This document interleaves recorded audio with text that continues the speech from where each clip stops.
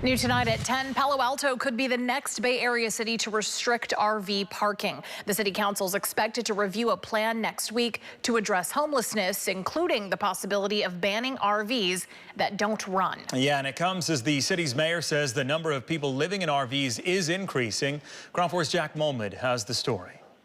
Just past those trees, there are single-family homes. And if you look to your right, there's a large park with tennis courts and a skate park.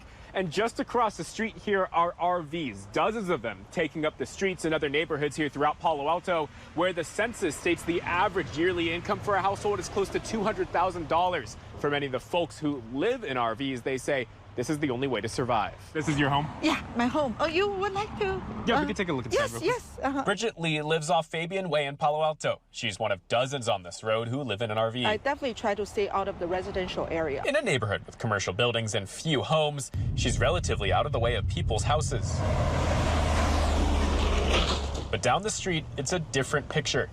The city manager's office says complaints about the RV have skyrocketed since the spring. The city says homelessness and the number of people living in RVs since 2023 has doubled. And out of the more than 200 people who are currently unhoused in Palo Alto, 88% of them live in RVs. As expensive as Southern California is, this is, much more expensive. This may be why. According to Zillow, the average rent in Palo Alto is more than $4,000. That's $1,000 more than San Jose's average.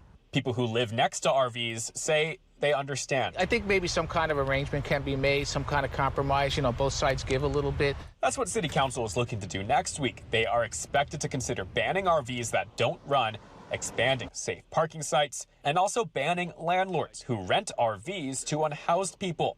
And one of those landlords is Bridget Lee. So technically what you're doing, the city is saying is a bad thing.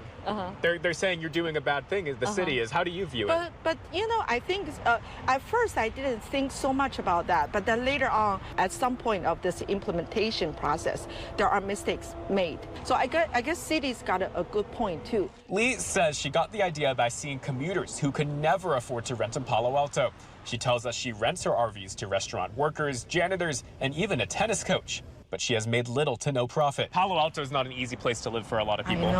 I know that there are low-income housing in the area, but very limited. I'm struggling to find it for myself. And while she still looks for her own housing, Lee says she plans to sell off her RVs instead of renting them out. City Council will discuss their homeless plan at next week's council meeting. In Palo Alto, Jack Molmud, KRON 4 News.